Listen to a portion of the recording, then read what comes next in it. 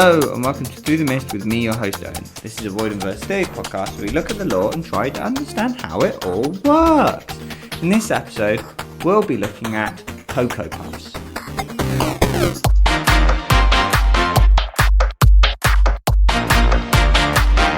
Let's get ready for this journey. Let's get ready for this. Hello, welcome back, ladies, gentlemen, and everything in between. How is it going, my people? Whoop, whoop. I don't know. I've had a wonderful month. Thanks for asking, everybody. I know you really care. So what do I have in my outline here? Right then. Did anything come out of the chit chat episode? No, don't think no one replied to anything for that. Okay, next one along. Quickly TY to Miguel. Oh, Miguel! Oh, yeah, Miguel, shout out to you whenever you get to listening to this, because it was just nice to hear an email that I didn't prompt coming, and it was a complete random listener. So again, shout out to random listeners. What was Robert's meme from last time? Hang on, we need to find tagged photos. Someone who's not... Yep, thank you, random citizen, indeed. 100%. It was great to hear from you, Miguel. Thank you. Anyway, and I guess that's it. Unless you've read The Sun and the Star, stop listening. Because saying that right there is going to do either not affect it at all or going to do really bad for my listener retention. Because presumably you guys are on top of your books. Because, I mean, have you met my podcast? But if for some reason you're a bit slow or you're wanting to read along with one of the other podcasts that are covering it or something, and you haven't fully caught up yet, stop listening now if you don't want spoilers, because our entire episode is spoilers for The Sun and the Star. So keep that in mind, and yeah, good luck.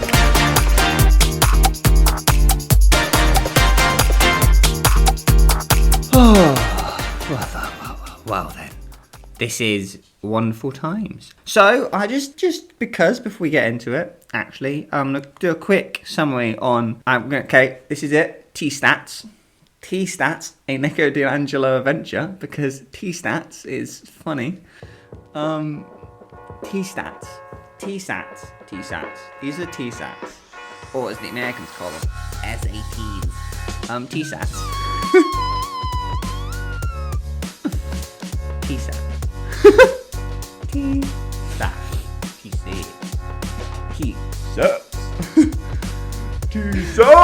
Like I'm saying T-Swift really badly or something. T-Sats! Whoop whoop! T-Sats! The Sun and the Star. Okay, I said that way too many times. That's going to get cut down, hopefully. I don't know. We'll see how I'm feeling later.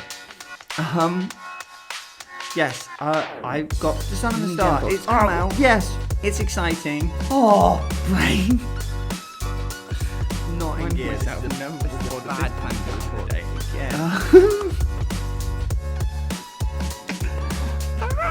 Okay, how long? So that's just been another 2 minutes of just recording time of me saying absolutely nothing. Fun. Either that's all going to get deleted, or you're just going to hear like the audio version of a montage of it. That's what's going to happen. Oh, that is going to be fun. TSATS. Well, I enjoyed the book. I was very confused the first time I read it because I think I read it too fast. But I think after doing this episode, some bits made more sense and suddenly it made sense to me. So this is a good thing. Hopefully, if you were a little confused at the ending, like I was, this will help clarify it. Whoop whoop. I don't know.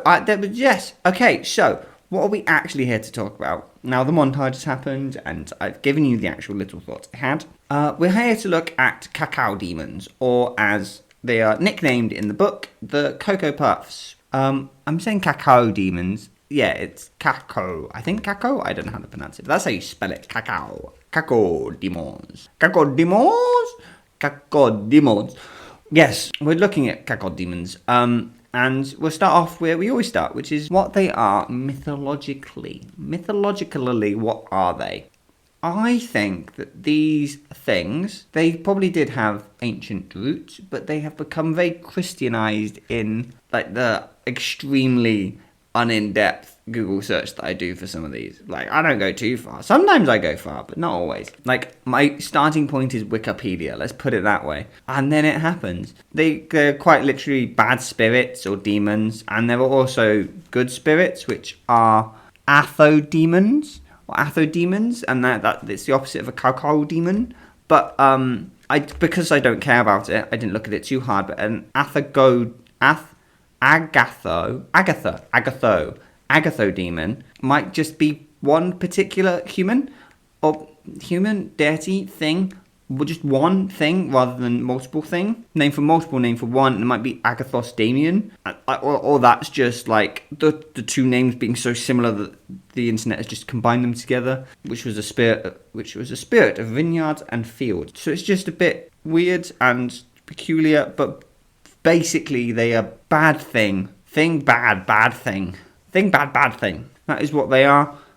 Fun side tangent on the Agathos Damien. Damien? That's not Damien, not demon. That's what I'm confused with. The Wikipedia page for Agathodemon disambiguous, like when you go to like that search and it gives you a list, you get Set brackets deity, which I just found funny. Set, which is a god of chaos, theoretically the more evil half, which is not the way to look at it for Egyptian mythology. That's silly. Chaos isn't bad, math isn't bad, balance is good. That is what it is. Anyway, I just found it funny that it turned up in apparently the good spirit place. But I do believe that a lot of this, a lot of the and I think I realised this when I was reading it as well. I think there was a discussion happening at the same time. Our modern understandings of the words God, nymph, spirit, demon, etc., like confuse the immortal of it all. Like they are all just immortal, but we have now prescribed certain aspects of immortality that when it was originally called a nymph wasn't a nature spirit, it was a nature god, but spirit was like it had a smaller area of control. Like the mountain gods, they're just mountain spirits. Like it's mountain nymph. Like it gets weird and confusing. But to bring it full circle-ish, a cacao demon is a bad spirit, which may have been Christianized. And yeah, that's yeah.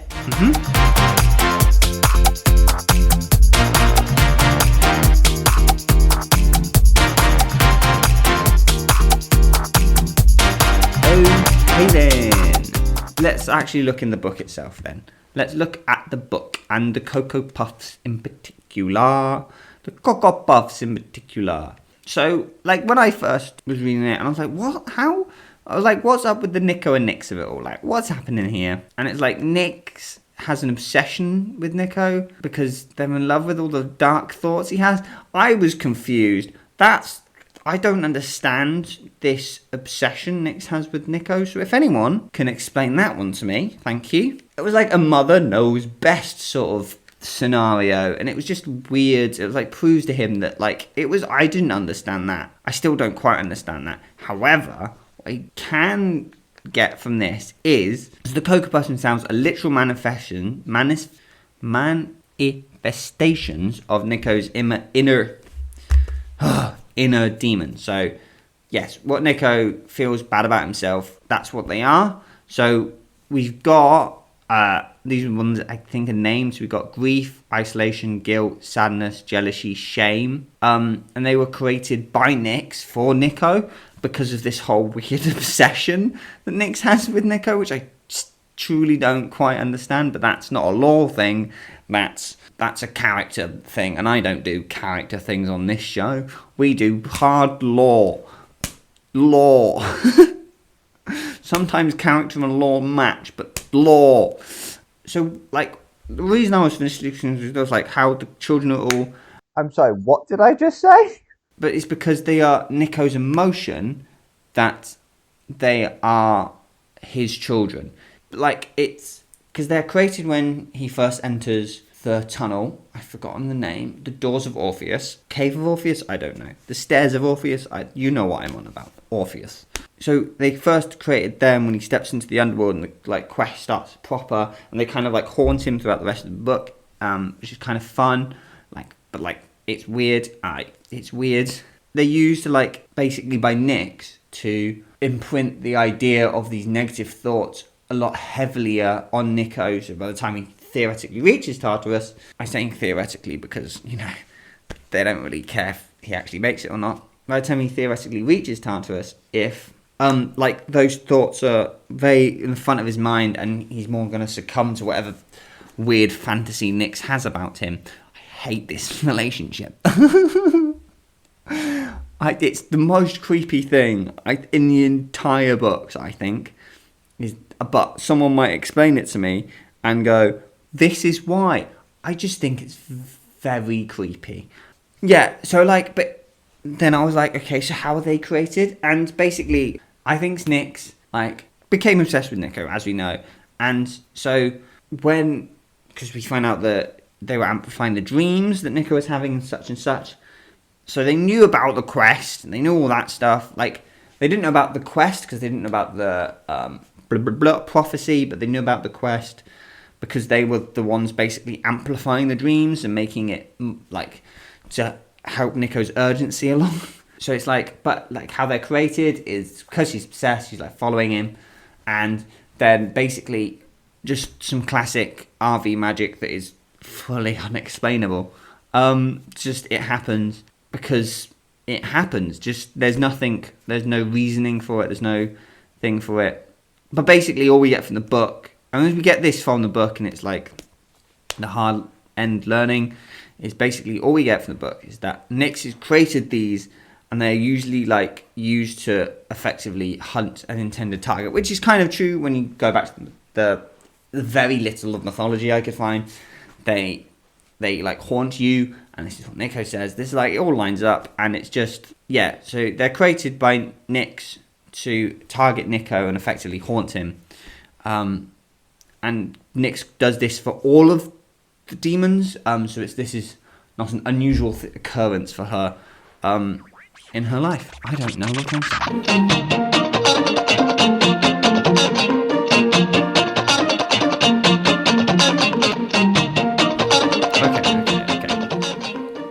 So, I bet some of you thought that's where that ended.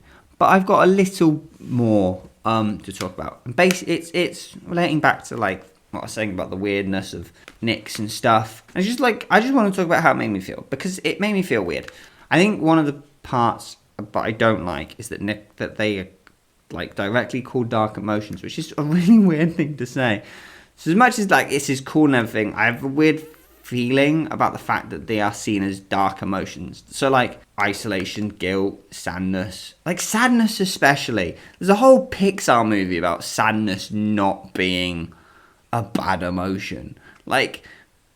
Shame, dark emotion, jealousy, I can kind of get, but his jealousies also they're not, you can't separate them like that. And I don't want to talk about, I guess the whole thing is the jealousy. There's one of them where he's jealous of effectively of people. I remember at the time, I can't remember now, but it's just, I don't like calling them some of those dark emotions, and they are physically given the title of bad spirits. That's what these are. Yes, they can be low points in his life, and they're what force him to do and stay away from people and not open up. But does that necessarily make them dark spirits? I guess kind of, but it's just calling them out as emotions rather than events feels weird to me. Events make much more sense to me. But I guess it's a metaphor. It's all nice because they're the metaphor is Nico's haunted by them. He tries to control them before, and then he just lets them go. But they stick around anyway. But this time it's fine. It's all this bad stuff has happened to him. So yeah, it's all cool and he's scared of them, and then they try to attack him, which is him being haunted, and they chase him around. And then it's a very short progression of what he's done his whole life. I was trying to control these moments, these emotions that come with these moments in time, and not let them overtake him. And so he's gonna fight them so he doesn't feel them again, and it just doesn't make sense. And it's not good. It's not a good brain thing to have. Yeah, but But when he does just go, well, they exist, they're here, they can do what they like, they stick around, but he's accepted that they are there in a healthy way, so it doesn't really matter. It doesn't matter this time. And, like, it also, there's the will side of it all and everything.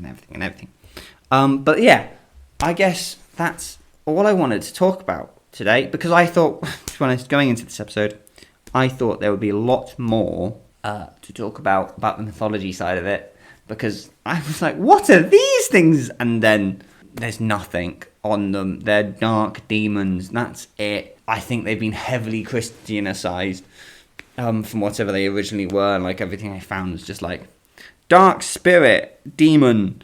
I think one of them quite literally said something about it being the fallen angel or something. It was like, yeah, whatever you say, bud. So, yeah, we haven't actually... So, so just to summarise, what lore have we actually learned? Well, not very much, but these weird things confuse me, and now they don't, like the actual objects themselves. So I hope they don't confuse you, if they confused you as well. They are quite literal manifestations of negative emotions that are holding Nico back. They're they're not supposed to be lore, they're supposed to help him with trauma. Like, they are very much a storytelling device, and they act as such. The only one question I really have is, like, if Nyx creates the cacodemons, does that mean that, like, if Athago demons exist, does, like, Herma produce them, or is it, like, someone else, like, who's the day god? I can't remember. Yeah, like, who produces those, you know? But if there are bad ones, do the good ones also exist? And what's the difference? Bad things, good things, it's all the same to me. Thank